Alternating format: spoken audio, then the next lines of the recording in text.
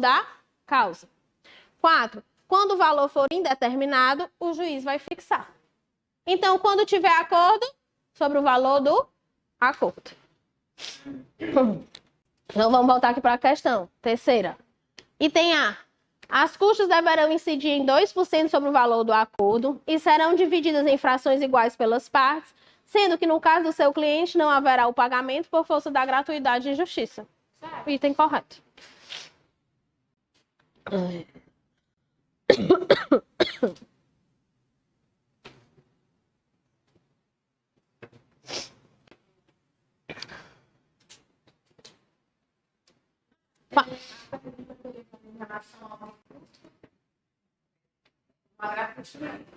Eu pressiono ou já A gente vai falar sobre o agravante, tá?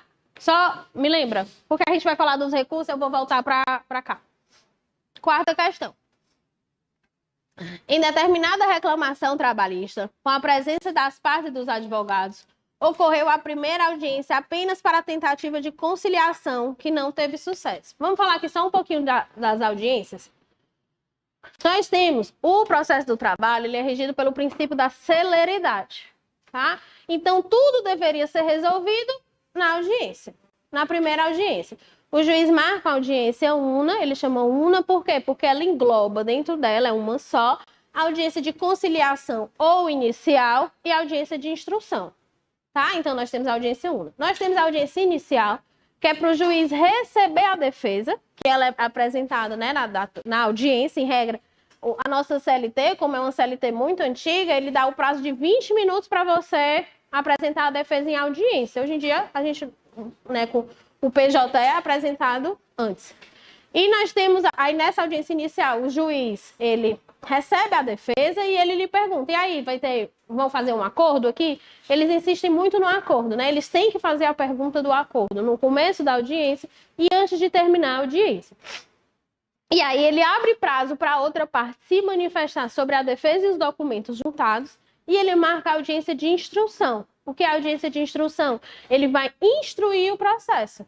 Ele vai ouvir as partes para entender o que foi que aconteceu no processo, para aí sim ele dar a sentença, prolatar a sentença dele, tá? Então nós temos esses 3 tipos de audiência. Audiência inicial e conciliação, que é somente para receber o processo e perguntar se tem acordo. Nós temos a audiência de instrução, que ele vai instruir, e nós temos a audiência una, que ele vai fazer tudo isso em uma só audiência. Pede para a parte se manifestar da defesa e documentos na audiência e já escuta todas as partes para ele prolatar a sentença dele. Certo?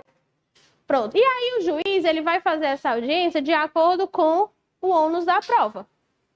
Ele vai ter que identificar de quem é o ônus da prova. Normalmente, o ônus da prova é de quem alega. Se eu alego que eu tenho direito ao vínculo empregatício, por exemplo, eu vou ter que provar que eu tenho direito ao vínculo empregatício.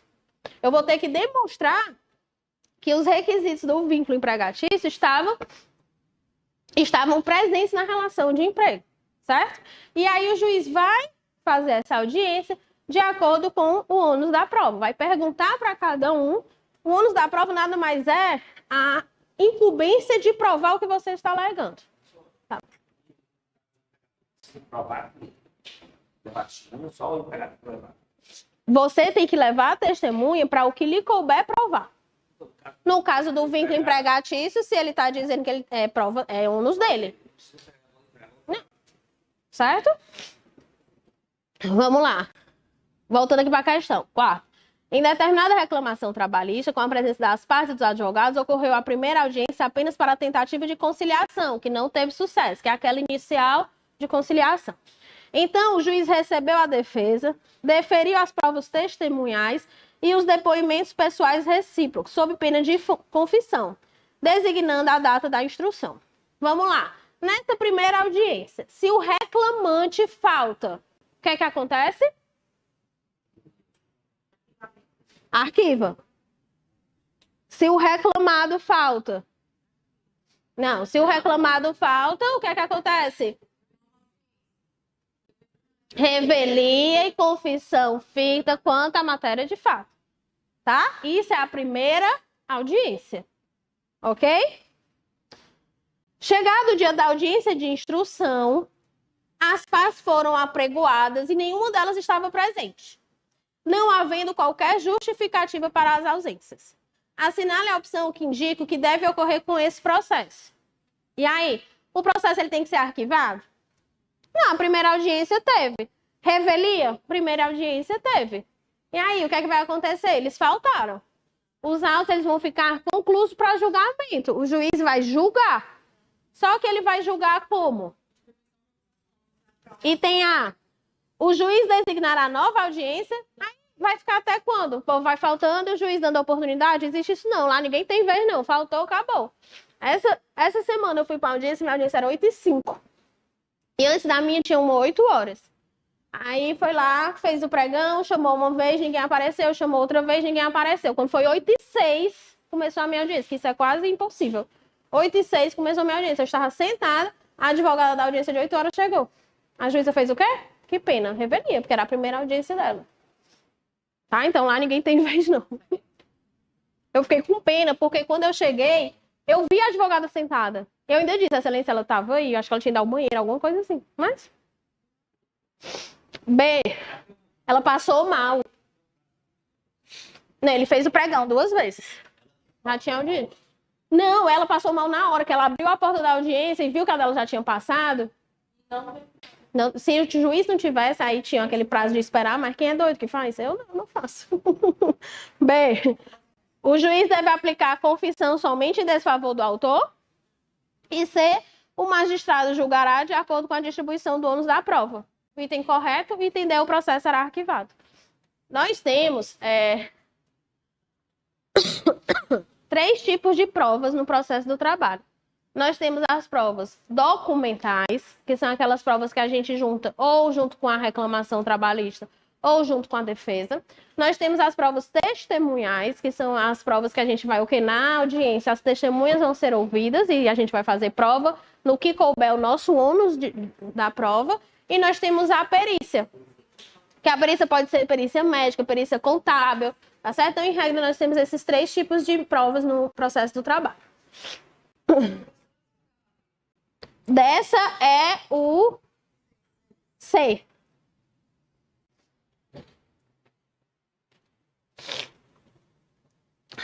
Vamos lá, quinta.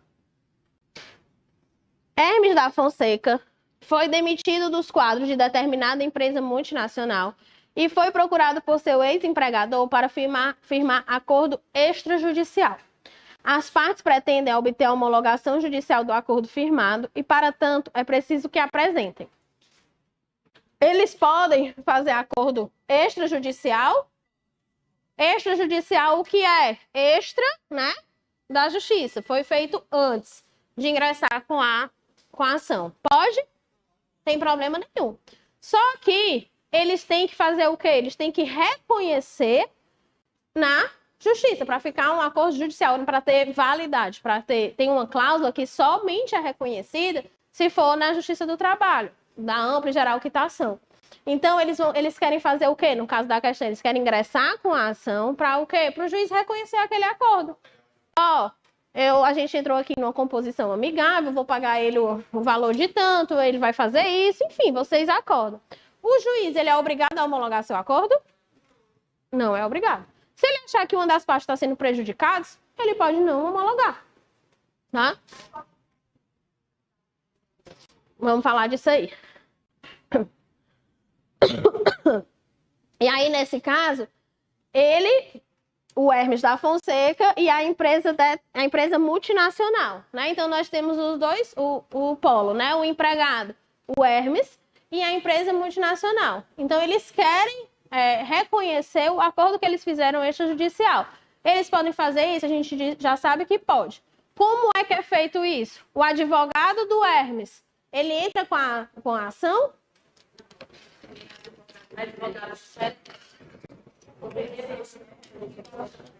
Os advogados, nesse caso do Hermes e da empresa multinacional, eles fazem uma petição conjunta.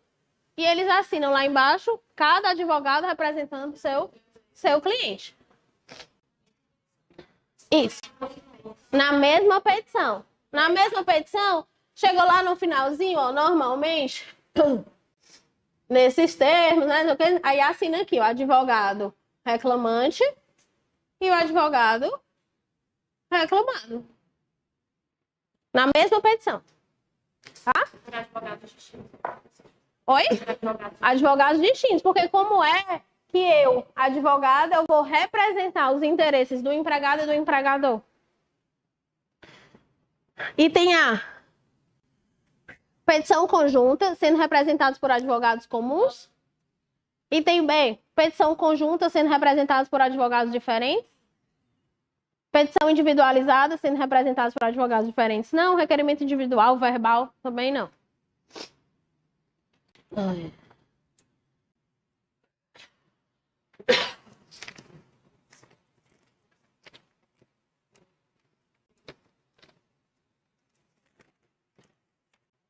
Quinta B. Sexta questão. Sim, agora vamos aqui, é recurso. Vamos falar aqui um pouquinho de recurso. Hã? É nada. Sério? Pois vamos desmistificar isso aqui.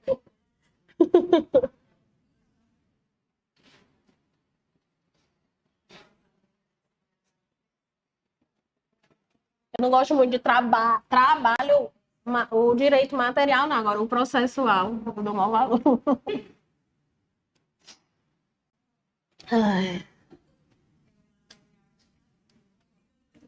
Não, a Alexandra hoje falando comigo, aí disse assim, dá o aulão. Aí eu disse, eu posso dar o de processo de trabalho não. Sempre. Já gosto, né? É porque eu acho lógico. Ó, vamos lá. Os recursos no processo do trabalho, né? Eu vou fazer aqui. Nós temos a vara. Nós temos o TRT. Certo? Aqui a primeira instância, segunda instância. Nós temos algumas ações que elas têm competência na vara e algumas ações que a competência é no tribunal. Por exemplo, eu quero ingressar com uma reclamação trabalhista contra o meu ex-empregador ou empregador. Eu posso estar ativa e ingressar com a ação sem problema nenhum. Posso também uma consignação em pagamento. O que é a consignação em pagamento?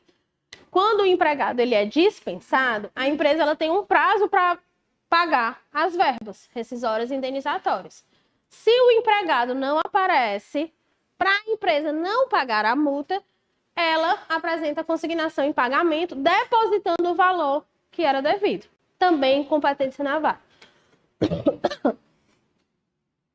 O inquérito judicial para apuração de falta grave. O inquérito, vou falar assim as ações mais ou menos o cabimento por cima, tá? O que é o inquérito judicial? Eu tenho um estável, não são todos os estáveis, por exemplo, a gestante não precisa, mas o dirigente sindical precisa. O dirigente sindical, ele é estável, vocês concordam comigo? Ele é estável. Ele pode ser dispensado? Via de regra, não. Mas se ele cometer uma falta grave, a empresa, mediante apuração de inquérito, ela pode dispensar ele. Então, a empresa ingressa com inquérito judicial para apuração de falta grave, para apurar se aquele empregado estável cometeu falta grave e aí sim dispensar ele. Também competência da vara, certo? Vamos supor que aqui na minha reclamação trabalhista eu fiz um pedido liminar. Eu pedi para me reintegrar. Eu tinha uma doença ocupacional, que hoje em dia todo mundo tem, né? Aquela da estafa do trabalho, síndrome de burnout, né? Todo mundo tem essa síndrome. E aí, o juiz deu a liminar. Ele disse assim, não, realmente está comprovado aqui seus atestados, volte para o trabalho. E a empresa não fica satisfeita e aí ela não quer que ele volte. Tem alguma ação que ela possa fazer isso? Ela pode impetrar o quê? MS contra o ato do juiz. O MS vai ter competência aonde? No TRT. O MS contra o ato do juiz é no TRT. Se for um MS contra o ato do desembargador, também é no TRT. Certo? Ação rescisória. É no TRT. Até aqui. Dissídio coletivo. TRT. Tá? Ação de cumprimento. Ação de cumprimento é na vara do trabalho. O cumprimento, o que é? Eu quero que a empresa cumpra o estabelecido num acordo coletivo de trabalho, numa convenção coletiva de trabalho ou numa sentença normativa. A empresa não está cumprindo, eu ingresso na justiça. Eu ingresso na justiça para quê? Para que ela fazer ela cumprir aquela cláusula, certo? O processo ele é regido pelo quê? Pela ampla defesa, contraditório e ampla defesa. A pessoa fala, o outro se defende e o juiz dá a decisão dele. Uma fala, o outro se defende e o juiz dá a decisão dele. Tá? Que ele vai sanear o processo. Porque se for assim, eu falo, tu fala, eu falo, tu fala, não vai ter fim nunca. Então uma pessoa fala, o outro se defende e o juiz dá a decisão. Fala, se defende, o juiz dá a decisão e assim todo o processo. Depende. A autoridade coatora, aí tem que ver a questão do MS, a autoridade coatora, o ato infracional, tá? Normalmente vai ter, mas eu não posso generalizar, tá bom? Ok até aqui? Para apuração de falta grave. Então, em qualquer dessas ações aqui, em qualquer dessas ações, a outra parte vai fazer o quê? Vai se manifestar. Concorda comigo? Então, ele vai apresentar a contestação ou a defesa. Na CLT, ela fala o quê? Defesa. Ela não fala contestação, mas ela vai apresentar a defesa. Certo? A defesa aqui. Aqui no TRT também. A mesma coisa. Certo? O prazo para a defesa. Na CLT, ela fala o quê? Que é 20 minutos. É 20 minutos do quê? Na audiência. Lá no artigo 847. Porém, hoje em dia, não é mais assim. Por que que era assim? Como a Justiça do Trabalho é o princípio da celeridade, tem que ser tudo muito rápido. Por que tem que ser tudo muito rápido? Porque você tá o quê? Você ingressou na justiça requerendo o quê? Os seus direitos trabalhistas. Você trabalha para quê? Para oferir sua renda e para você pagar suas contas. Então, a partir do momento que você não está recebendo, você tem pressa em receber. Então, por isso que a Justiça do Trabalho é para ser tudo muito rápido. Mas isso aqui ela tem que ser apresentada na audiência. Tá? Hoje em dia, com o processo judicial eletrônico, eles orientam que você pague, que você apresente com 48 horas. Mas se você quiser apresentar no dia anterior, não tem problema nenhum. Certo? Se apresentar a defesa. Aqui, da mesma forma, você vai se manifestar. Se o juiz deu aqui e você vai ser intimado para se manifestar, tá? Depois disso, o juiz vai do trâmite, audiência, tudo, ele vai sentenciar.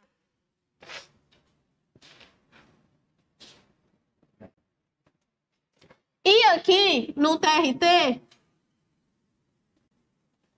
vai ser o acórdão. Qual a diferença da sentença e do acórdão? A sentença é o juiz, ele sozinho, certo? Ele vai sentenciar. Já o acórdão, os desembargadores, eles acordam. Os desembargadores não vai ser só um deles, os três. Por isso que o nome é acordo, mas é uma decisão. Ok? Até aqui? Pronto. Essa sentença, ela pode ser procedente, parcialmente procedente ou improcedente. Ok? Já o acórdão, ele pode ser provido, parcialmente provido ou improvido. Porque eles acordam se eles vão dar provimento ou não. É só por isso. Certo? Mas, em regra, é a mesma coisa. Isso. Você funcionário e empregador. O embargador, ele não disse que quem tem razão, ou eu ou você. Vamos continuar aqui. Vamos continuar. Certo? Pode perguntar, não tem problema.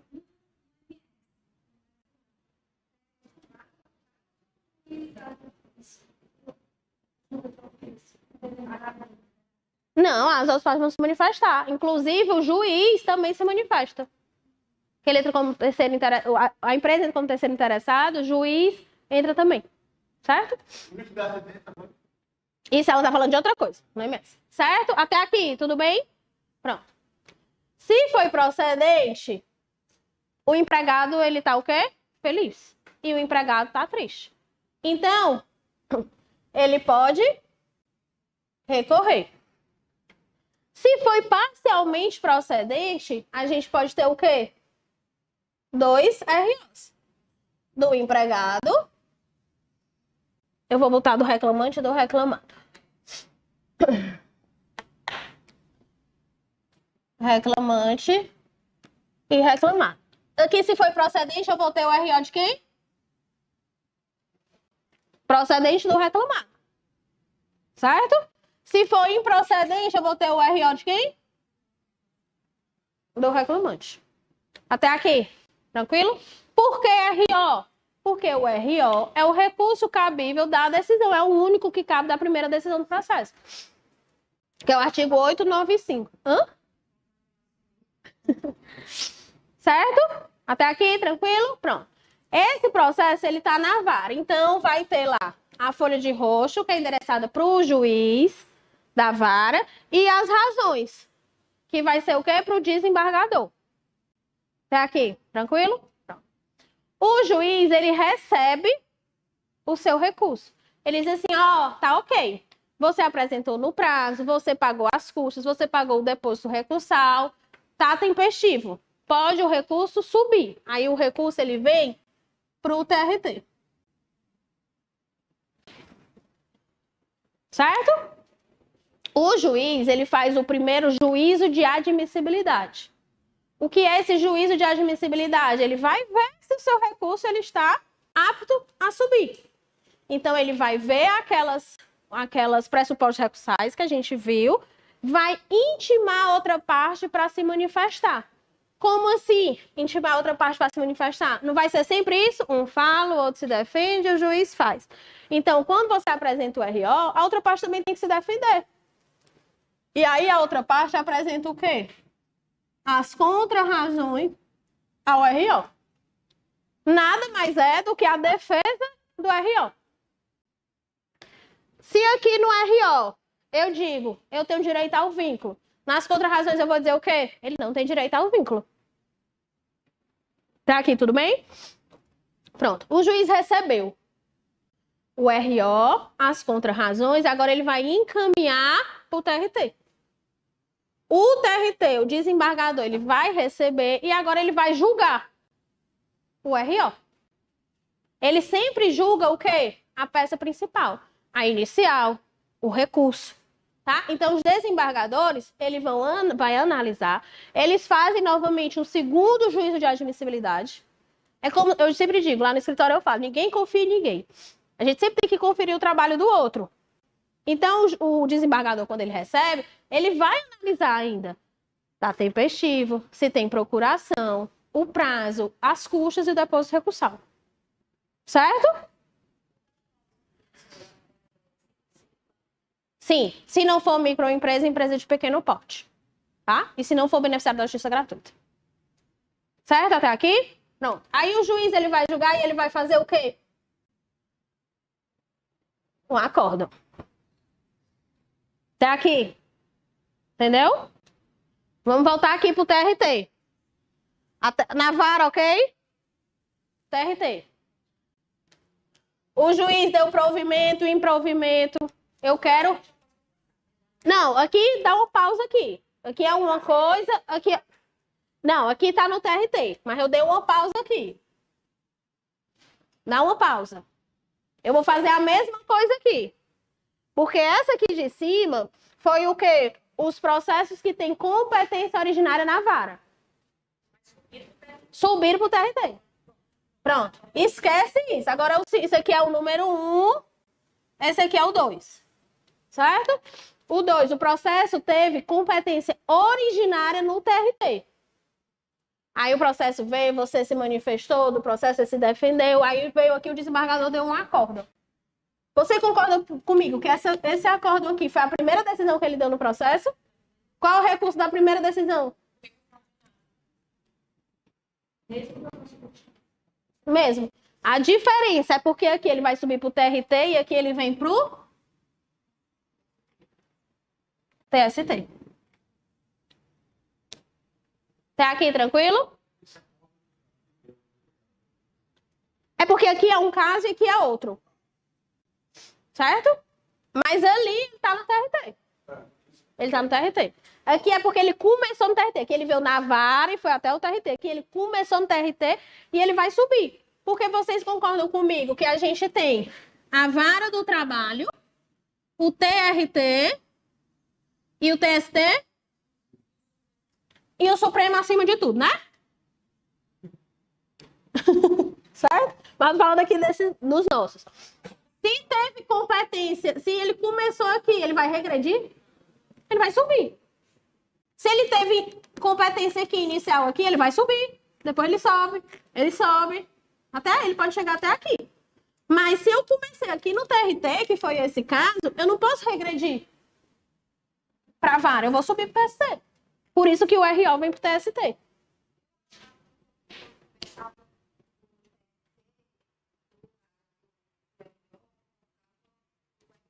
Não. Não. RO mesmo. Tá bom? Já caiu até na prova. Acho que eu botei aqui. Ah. Não. Não, aqui foi só um exemplo. Tá. Certo. Não. Começa do zero, porque o mandado de segurança ele não tem nada a ver. Qual foi a causa do mandado de segurança? Foi uma questão liminar que teve no processo principal. Mas o mandado de segurança, ele começa no TRT, no desembargador. Do zero. É tanto que quando você vai fazer, você junta todas as provas. Você junta a decisão do juiz que ele deu a liminar, você junta porque que ele não tem, você junta tudo. Você junta a decisão do juiz, você junta a inicial, você junta a defesa, você junta tudo.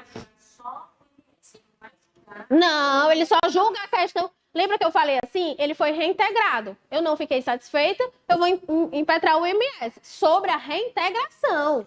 Só sobre a reintegração. Não é uma continuação do processo, é só aquele incidente. Certo? Até aqui tranquilo? Pronto. E aí, decisão do RO, teve o acordo. Eles acordaram dando provimento, improvimento ou parcial provimento ao recurso. Aí, desse acordo, eu posso interpor o recurso de revista. O que é o recurso de revista? Recurso de revista é quando essa decisão aqui do acordo, ele divergir de uma súmula, de um OJ, de uma súmula vinculante, de uma súmula do TST, de um OJ de outro tribunal. Aí cabe RR. Aí é a mesma coisa. O juiz faz o primeiro juízo de admissibilidade. Custas já foram pagas. Depósito recursal. Ok. Tempestividade, 8 dias. Ok. Procuração. Ok. Intime-se a outra parte para apresentar o quê? As contrarrazões. Só que agora as contrarrazões ao recurso de revista. Certo? Contrarrazões ao recurso de revista, e aí vai subir para onde agora? Vai dar o acórdão. Só que agora onde? No TST. Certo? Até aqui, tudo bem? Vamos lá, voltar um pouquinho aqui no RR. Quando o juiz ele faz o primeiro juízo de admissibilidade, ele diz assim, não está tempestivo não. Seu recurso não vai subir. Vai ficar aqui. Porque está intempestivo. Você não colocou no prazo de 8 dias, você botou no 9º dia, então está intempestivo. Não vai subir. Aí ele denegou segmento. O que é o segmento? Você seguir para a próxima etapa. Seguir do TRT para o TST, seguir da vara, certo? Ele denegou segmento. Isso pode acontecer tanto no RO quanto no RR. Não sobe. Ele tranca o seu recurso. Cabe alguma coisa para destrancar esse recurso? Agravo de instrumento. 50% do recurso que ele quer destrancar. Embargos não é um recurso, né? Embargos, agravo de petição.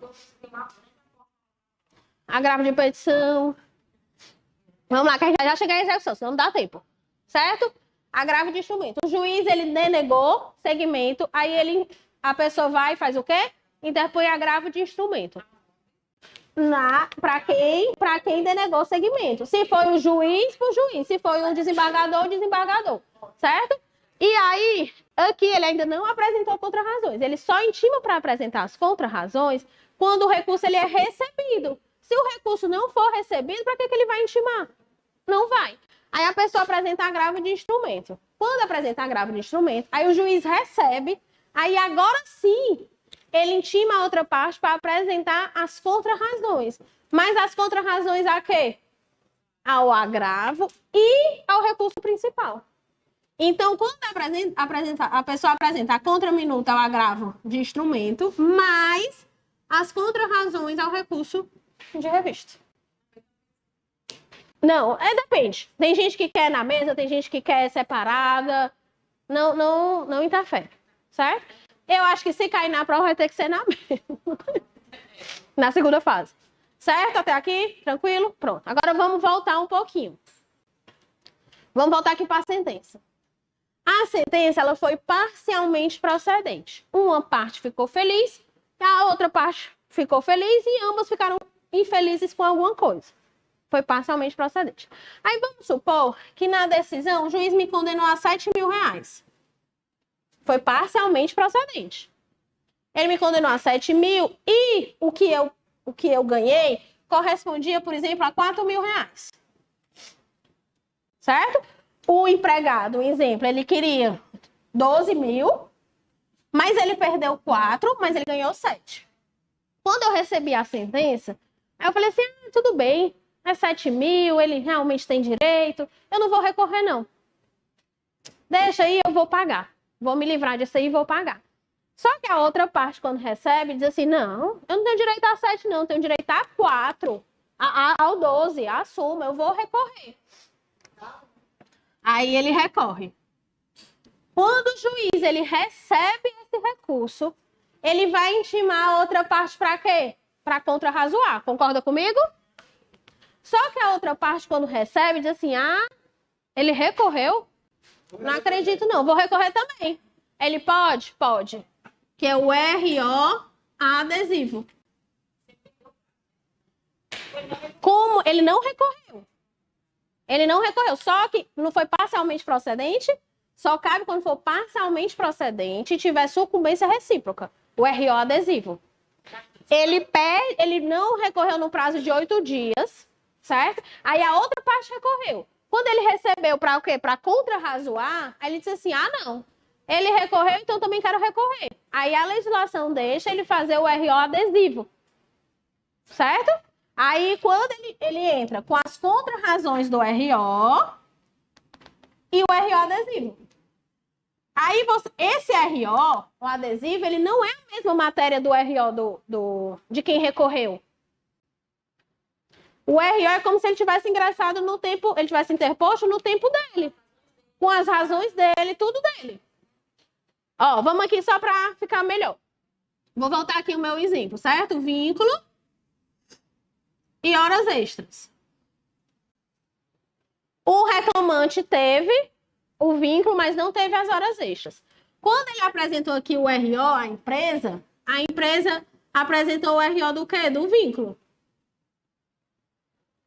Quando eu vou apresentar o meu RO adesivo, eu falo das horas extras. Tá? Esses recursos é adesivo porque se esse aqui, o principal, ele não for julgado, não for provido, esse aqui também não vai. Ele segue ele. Eu não recorro. Eu não preciso pagar uma série de Não. Pronto. Pronto, quando você for intimado para contrarrazoar, se você quiser apresentar RO, você apresenta, só que o nome não é RO, é RO adesivo. Pronto. E aí, quando a outra parte é intimada, ela vai ser intimada para quê? Para apresentar contrarrazões ao RO adesivo. E aí o juiz vai julgar.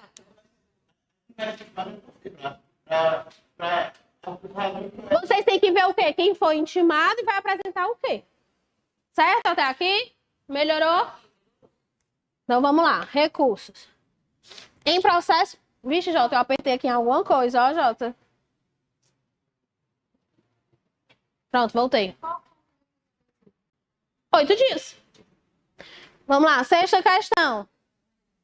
Vamos pular a sexta, que eu faço a sexta quando a gente falar de execução. Certo? Vamos lá, sétima. O recurso adesivo é compatível com o processo do trabalho. Jota, apareceu aqui outra coisa. Aquele sim, não, Ndesk. Daqui a pouco a gente volta para a sexta, tá? Sétima. O recurso adesivo é compatível com o processo do trabalho e, de acordo com o TST, é desnecessário que a matéria nele veiculada esteja relacionada com a do recurso interposto pela parte contrária. Foi exatamente aqui, ó, vínculo é horas extras. Considerando o entendimento consolidado do TST, assinale a opção que contempla um recurso manejado na Justiça do Trabalho que não admite recurso adesivo. Item A, RO. RO tem RO adesivo? Agravo de petição. Tem adesivo? Tem. Recurso de revista tem adesivo? Tem. Agravo de instrumento tem adesivo? Não. Porque se ele destrocou o recurso, como é que eu vou fazer um adesivo, tá? Então, sétima questão, item D. Oitava questão.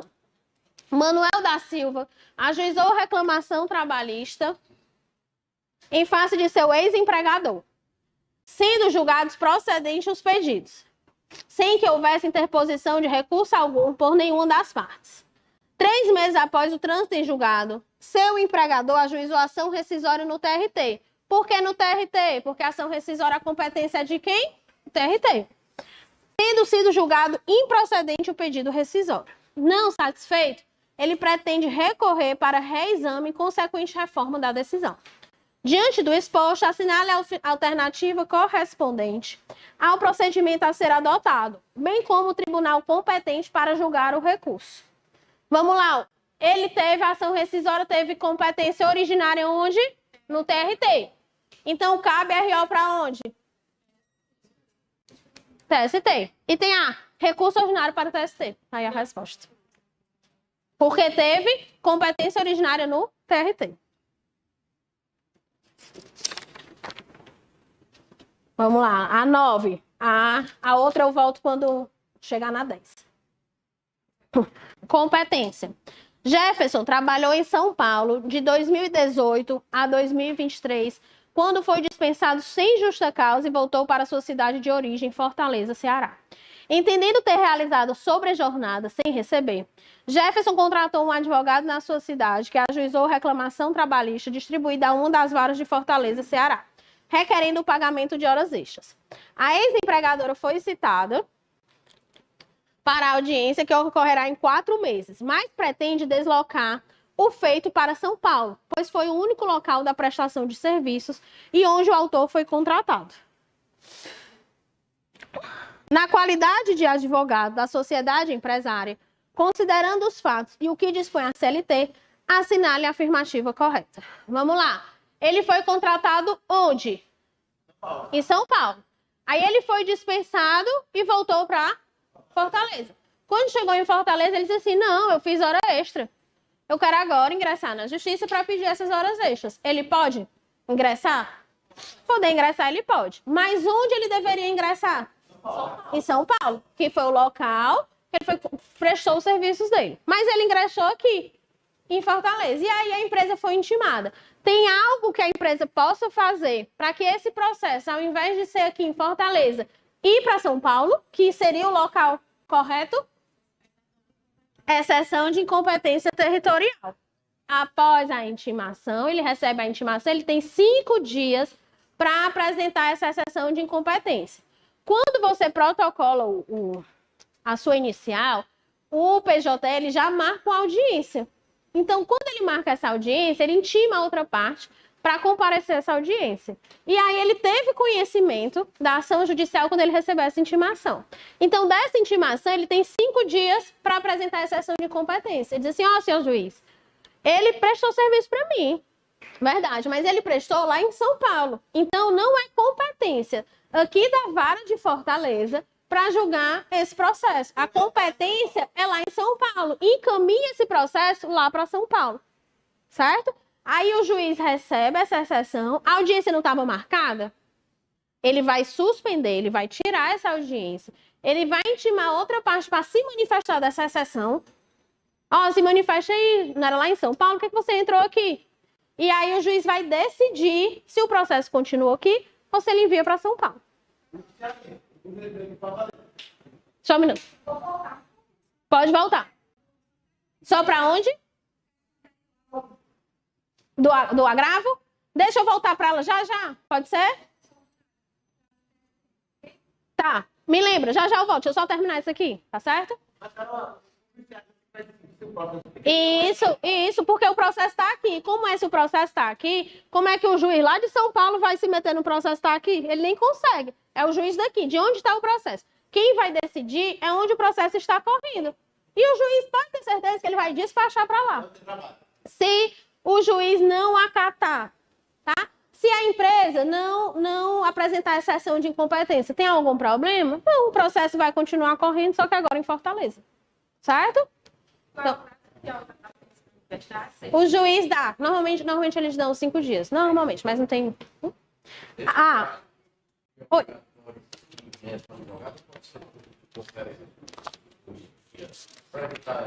Mas enquanto isso... Não, aí depende. O juiz, se ele continuasse aqui, o advogado pode fazer um requerimento, aí cabe ao juiz decidir o telepresencial ou não. Até porque essas audiências telepresenciais, elas tiveram início com a pandemia, elas não estão previstas na CLT.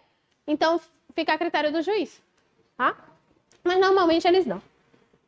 E tem Oi? E tem a sociedade empresária poderá apresentar exceção de competência territorial até a audiência. B, a sociedade empresária deve apresentar exceção de competência territorial em até 10 dias corridos, contados da citação. C, a sociedade empresária deverá apresentar a execução de competência territorial em 5 dias úteis, contados da citação. Item correto.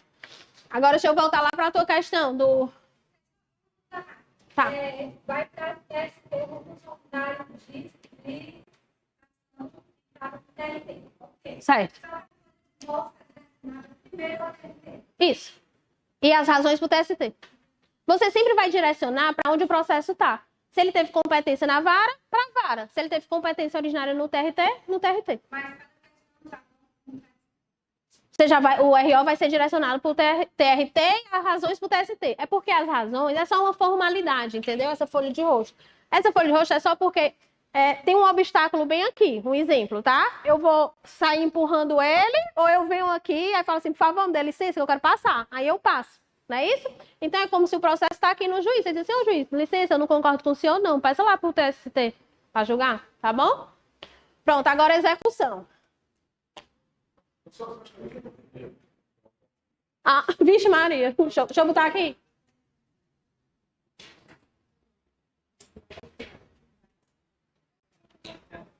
Beber uma aguinha aqui.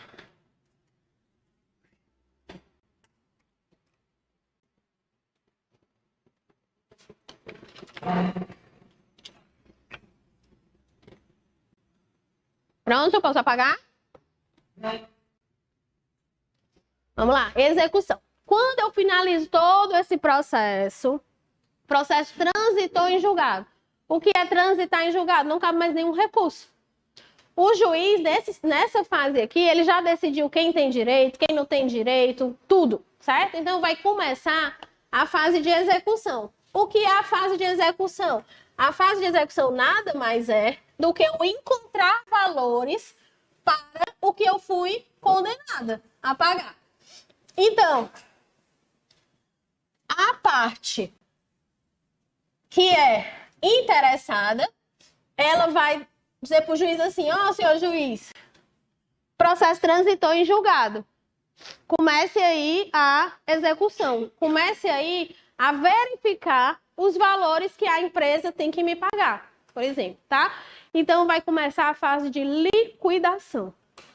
Você vai liquidar os pedidos. Quando você ingressa com a ação, seus pedidos têm que ser liquidados. Você tem que dizer, horas extras, tem um valor de tanto, intervalo, valor de tanto, verba tal, valor de tanto. Você tem que liquidar. Porém, o juiz, ele não vai dar tudo que você quer, né? Ele pode dar só uma parte, outra não. Então, quando transita em julgado, que não cabe mais nenhum recurso, o processo, ele volta para a vara do trabalho. Terminou lá no TST, transitou em julgado. Volta o processo, ele desce, né? Lá do TST, ele desce para a vara. A gente não viu que era vara, TRT, TST. O processo transitou em julgado. Aí ele vai retornar para a vara, mas agora para quê? Para iniciar a execução. E ele vai caminhar até chegar aqui no TST. Certo? Mas aí ele volta. Aí a parte interessada em receber seu valor, ele vai lá no juiz e diz assim, ó, senhor juiz, transitou em julgado. Dê impulso à minha execução. Eu quero ver aí, eu quero receber os meus valores. E aí o juiz vai verificar esses valores. Ele vai intimar as partes para apresentar o quê? Os cálculos. O que são esses cálculos? Nada mais é do que falar assim, hora extra, tem um valor de tanto. Multa não sei o quê, o valor de tanto. FGTS 8%, o valor de tanto. É como se fosse uma conta do restaurante. Tem lá dizendo, né? Um refrigerante, 5 e pouco. Foram 2 refrigerantes, 10, né? Vem todo discriminado. A fase de liquidação também é assim. Vai vir as verbas e os valores que você tem que pagar por ela. Quando o juiz recebe esses valores, esses cálculos podem ser apresentados, em regra, né? Eles são apresentados pela parte que tem, pelo reclamante, porque qual é o interesse do reclamado, né? Se ele foi condenado. Então, o reclamante, que ele vai dar impulso. O juiz, ele não pode dar de ofício o impulso, a não ser que não esteja representado por advogado. Mas, em regra, o reclamante que vai dar esse impulso. E aí ele vai apresentar os cálculos. E o juiz vai intimar a outra parte para quê? Para impugnar os cálculos. O que é impugnar os cálculos? Ele fala assim, ó, senhor juiz, eu não devo, não são 30 horas extras por mês, não. Eu só devo 20. Tá errado, o cálculo dele tá excessivo. Ele tá calculando 10 horas extras a mais todo mês, certo? É como se fosse uma defesa. Só que agora ele não vai se defender do que a outra parte está dizendo, do direito em si, do direito material. Ele vai recorrer o quê? Dos valores que ele está calculando errado. E aí, até aqui, ok? Você faz liquidação? Pronto. E aí, o juiz, ele vai homologar os cálculos. O que é homologar os cálculos? Ele vai dizer assim, ó, o cálculo do reclamante é o cálculo que está certo. O cálculo do reclamado é o cálculo que está certo. A partir do momento que ele homologa esses cálculos, essa decisão ela é irrecorrível. Certo? Pronto. E aí, o juiz vai intimar a outra parte a pagar no prazo de 48 horas. Pague ou garanta a execução. Garanta a execução como? Você tem, o dinheiro tem que estar, ou seja, através do seguro, garantia. Se não achar, vai procurar bens, tá? Então, a partir daqui,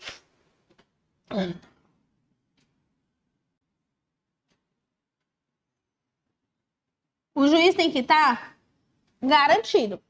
Vocês lembram do depósito recursal que a gente falou lá atrás, que tem o RO no valor de 10, o RR no valor de 20? Esses valores, eles estão aqui como forma de garantir o juízo. Vamos supor que eu tenha depositado lá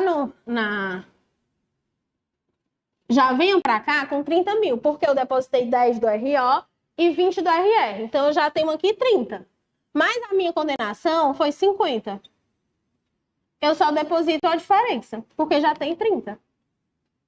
Tá? Então, eu só vou, nesse caso aqui, garantir, eu só vou pagar a diferença por 50 da condenação. Certo? Então, o depósito recursal, ele é utilizado na execução para garantir também a execução. Então, eu garanti a execução. A execução está garantida. Seja porque eu paguei, seja porque já tinha depósito nos autos, mas ela está garantida. Mas, ainda assim, esse não é o valor que eu estou devendo. Eu ainda continuo discordando do meu valor. Depois de garantido, a parte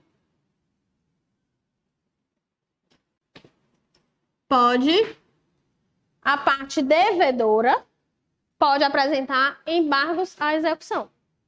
E a parte credora, impugnação à sentença de liquidação. Certo? Até aqui? A parte reclamante, ela só pode apresentar se tiver garantido. Se a parte devedora não garantir, ela não pode apresentar. Só pode apresentar tanto os embargos à execução quanto a impugnação. Ela só pode ser apresentada após a garantia do juiz. Até aqui, tranquilo? Os embargos à execução. O embargo à execução, ela tem um formato de uma ação. O processo começou aqui. Não foi? Não voltou para a vara? Então o processo começou. Apresentei embargos à execução. A outra parte é intimada para quê? Para se defender dos embargos à execução. Se o reclamante apresentou impugnação à sentença, a outra parte também vai ser intimada para se manifestar da impugnação à sentença. E está na vara. O juiz vai fazer o quê na vara? Ele vai decidir através do quê? Da sentença. Ele vai julgar o embargo da execução, a impugnação, a sentença de liquidação. Em regra, caberia o quê? O RO. Só que a gente está na fase de execução. Na fase de execução não existe o RO. Existe o agravo de petição. O agravo de petição é o RO na execução. A outra parte vai ser intimada para quê? Para as contrarrazões ao agravo de petição. E o juiz vai subir o mesmo formato. Sobe para o TST. O TST que vai julgar o agravo de petição. Chegou lá no TST, o desembargador deu um acórdão. Você ainda quer recorrer? O que é que cabe? Recurso de revista. Aí volta para aquele formato inicial. A única coisa que vai mudar é aqui no agravo de petição, que ao invés do RO, é o agravo de petição. Certo?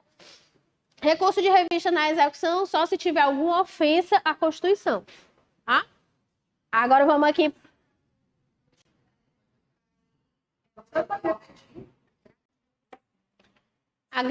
Não, recurso de revista na execução, porque o agravo de petição ele vai subir. Ele vai para o TRT, certo? A outra parte vai contrarrazoar, vai para o TRT. Aí o TRT vai dar provimento, improvimento, e ainda assim você está insatisfeito com os valores, né? Aqui a gente está discutindo questão de valores. E aí você pode apresentar, interpor recurso de revista. Aí o recurso de revista na execução, por exemplo, lá naquele primeiro que a gente viu, é quando o quê? Aquela decisão divergir de outra turma, de uma OJ, de uma súmula vinculante. Já o recurso de revista na execução é só se tiver alguma ofensa à Constituição. Aí não cabe recurso de revista. Aí não foi nada, não tem o que recorrer. Certo? Se não tem, o recurso você só vai recorrer se tiver a hipótese de cabimento dele. Se não tiver hipótese de cabimento dele, não cabe nada. Vamos lá, vamos voltar aqui para a sexta. Em processo trabalhista, ajuizada pelo rito ordinário, julgado procedente os pedidos e transitado em julgado, iniciou-se a execução. Após a homologação dos cálculos, o magistrado determinou a citação do executado para pagamento nos termos da CLT. E este apresentou, de forma tempestiva, embargos à execução, que foram julgados improcedentes. Pretendendo recorrer da decisão desfavorável, o executado procura um advogado para a defesa de seus interesses. Pela análise da situação acima descrita, assinale a alternativa que corresponda corretamente ao recurso a ser interposto. Agravo de petição. Por quê? Porque ele julgou os embargos à execução e aí dele vai agravo de petição. Então, sexta questão, item C. A 10. A última. Bem na hora. 10. Você advoga para o empregado, credor em uma reclamação trabalhista cuja decisão transitou em julgado. A liquidação de sentença foi promovida e, após a manifestação das partes, foi homologado o cálculo da parte ré. Você continua entendendo que há erro nos cálculos homologados e pretende continuar a discutir a matéria. Diante disso, assinale a opção que apresenta a medida a ser adotada no interesse do seu cliente. Item A. Deverá ser apresentado embargos à execução no prazo de 5 dias, independentemente da garantia da execução ou da penhora. O embargo à execução, o prazo dele é de 5 dias após a garantia, mas ele tem que ter a garantia do juiz. Mas o embargo à execução é um prazo de 5 dias após a garantia do juiz. B. Não cabe qualquer medida, uma vez que se operou a preclusão, pois já houve manifestação sobre a conta de liquidação. C. Na sua manifestação, a ser feita em 10 dias após a garantia do juízo, não há restrição de matéria, podendo ser discutido não só os cálculos, mas também a sentença de conhecimento. A sentença de conhecimento já transitou em julgado, você não vai falar nada dela. E D. Após a garantia da execução ou penhorar dos bens, você poderá apresentar impugnação à sentença de liquidação no prazo de 5 dias. Tá? Na execução, tanto os embargos quanto a impugnação à sentença de liquidação, o prazo é de 5 dias após a garantia do juiz. Ok? Então, pronto, gente, estamos encerrando por aqui. Qualquer dúvida, eu estou no grupo, pode me procurar, estou à disposição. Obrigada. Pode encerrar, Jota.